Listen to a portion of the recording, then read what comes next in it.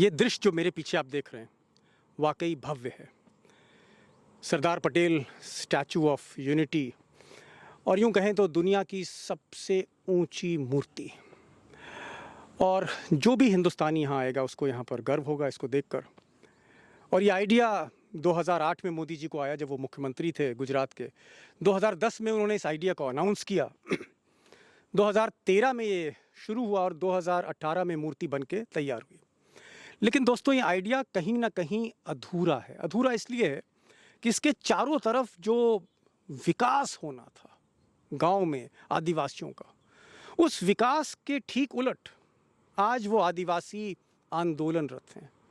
और शायद अगर सरदार पटेल होते तो हो सकता है जिन्होंने सुरक्षा और समृद्धि दोनों की बात करी, आज समृद्धि यहाँ पर नहीं है, क्योंकि जो आदिवासी हैं वो आंदोलनरत हैं। और उन्हीं की कहानी मैं आपको दिखाने जा रहा हूँ, जहाँ वो ज़मीन के बदले ज़मीन और बेरोज़गारी के बदले रोज़गार मांग रहे हैं।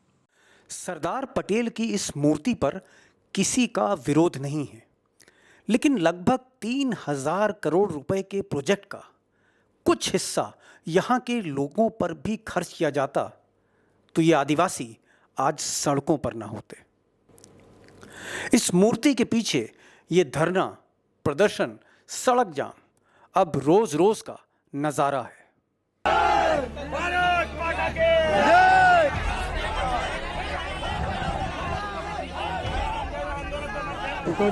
જે સમાધાન થવું જોઈએ આજ દિન સુધી નથી થયું, ત્યારે અમારું કેવું? अरबों रुपए के इस प्रोजेक्ट पर जहां टूरिज्म के नाम पर कॉरपोरेट अब धीरे धीरे काबिज हो रहा है, वहीं इलाके के लोग बदहाली में जी रहे हैं। और शायद इसी वजह से आंदोलन यहां जारी है।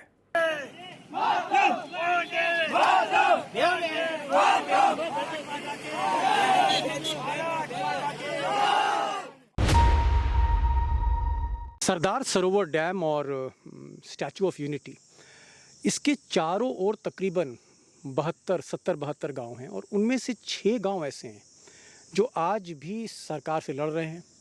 और लड़ाई की जो उनकी वजह है, बुनियादी वजह यह है कि उनको लगता है कहीं ना कहीं उनको ठगा गया है और वो इंसाफ की गुहार कर रहे हैं। और सचमुच देखा जाए तो सरदार वल्लभ पटेल की जो मूर्ति है, इसकी छाया में इनके साथ, इन आदिवासियों के साथ जो बर्ताव हो रहा है, वो सरदार पटेल भी आज होते उनको अच्छा नहीं लगता। मैं आपको उन्हीं गांव में ले जाना चाहता हूं।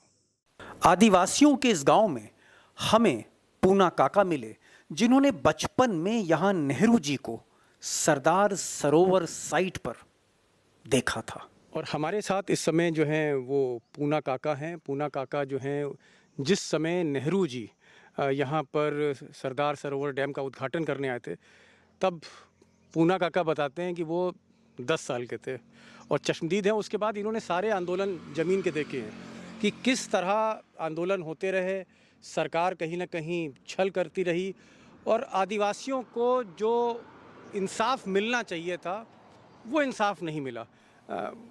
पूना भाई, इतना सब कुछ आपने देखा, ये बताइए नेहरू जी कुछ याद है आपको? हाँ जी, नेहरू जी आया उसी टाइम पे हम तीसरा चौथा क्लास में पढ़ता था।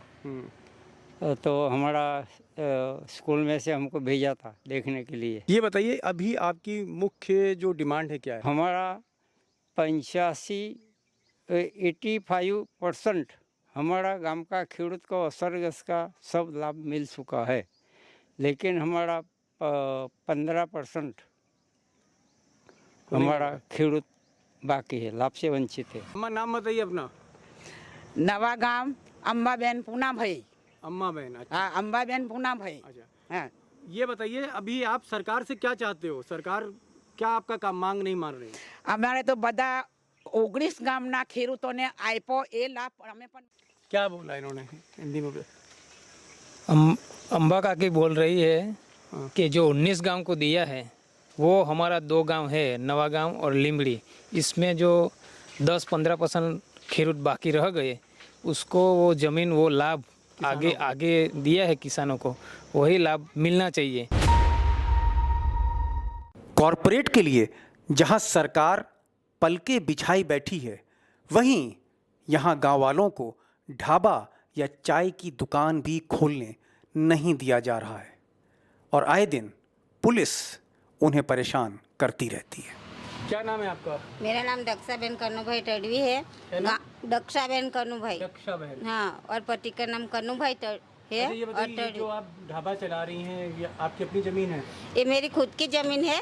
जो हमारी जमीन था वो नर्मदा डैम बनाने के लिए वो सब ले लिया था। अभी ये स्टैचू ऑफ यूनिटी बन गया तो भी हमारा जमीन गया है। सब बस डेपो बनाए हैं, वो अमूल पालन सामने बनाए, वही हमारी खुद की ज़मीन थी। हमारे पास अभी ज़मीन नहीं है तो हमने ढाबा खोला है। तो ढाबा पे भी हमको धंधा करने नहीं देता है।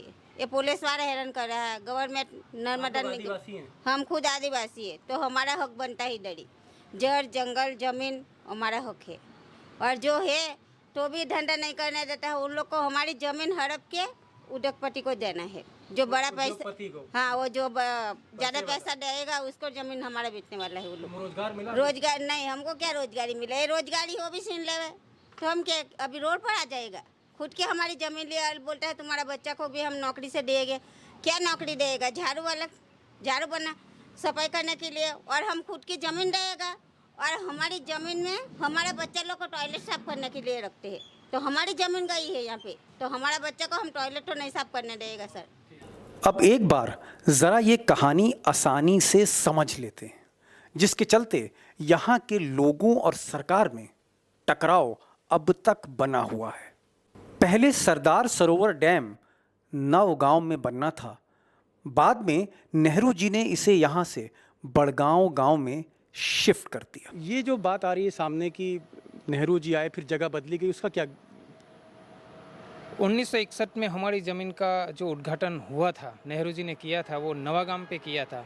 उसके बाद 5 किलोमीटर ऊपर वडगाम पे 1900 जो पीछे जो डैम आपको दिख रहा है, मुझे लगता है वहाँ पर वडगांव है। एक चीज़ मैं क्लियर करना चाहता हूँ, ये जो डैम जहाँ बना हुआ है ये वडगांव एरिया है, जहाँ बनना था वो नवगाम एरिया है, और इस वक्त जो स्टैचू बना है वो शायद नवगाम पे, लिम्बड़ी पे बना है। लिमड़ी पे स्टैचू लिमड़ी जो है वो नवगांव और वडगांव के बीच में जहाँ पर स्टैचू बना है।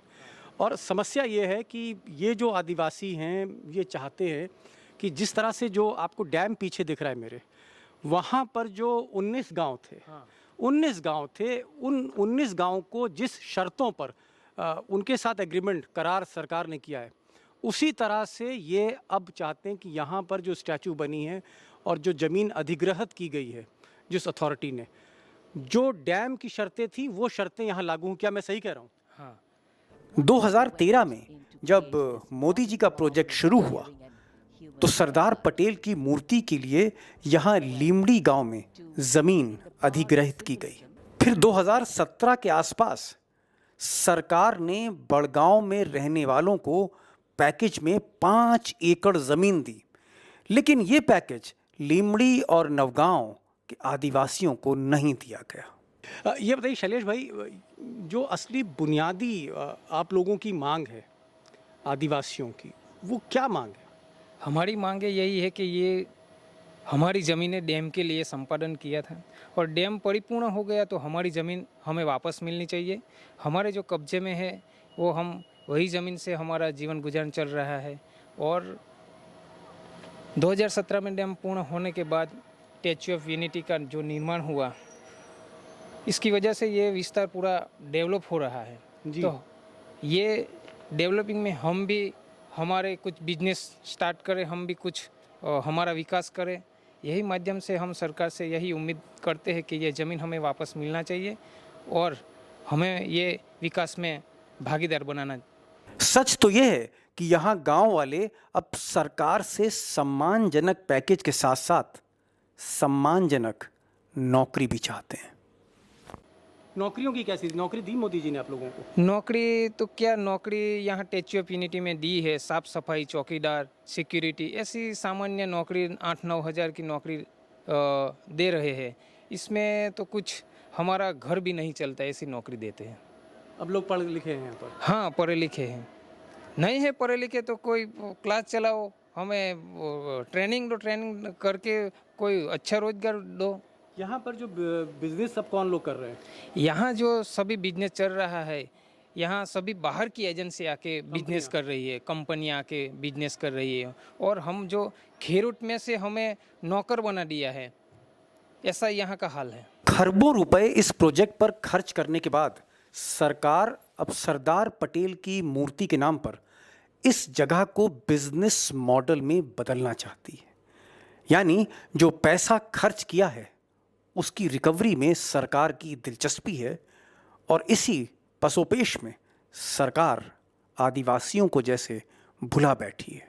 आपका नाम क्या है? संजय कुमार जीवानंद है मेरा नाम। यहाँ गांव केवड़िया कॉलोनी जी। और हम पहले 5 रुपए कटे थे। पहले हम जब छोटे थे तब से हम यहाँ रहते हैं। हमको पता है जब डैम देखने के लिए प्रवासन चल रहा था तब 5 रुपये टिकट था यहाँ डैम पे आने का, और अभी 150 रुपये टिकट है डैम पे घूमने का, और स्टैचू का 350। और ऐसे तो कई अलग अलग उन लोगों ने सफारी पार्क है, लिटिल चिल्ड्रन है, उसका 250, 150, और फिर एकता नर्सरी है, कैटरस गार्डन है, ये सबका अलग अलग चार्ज है।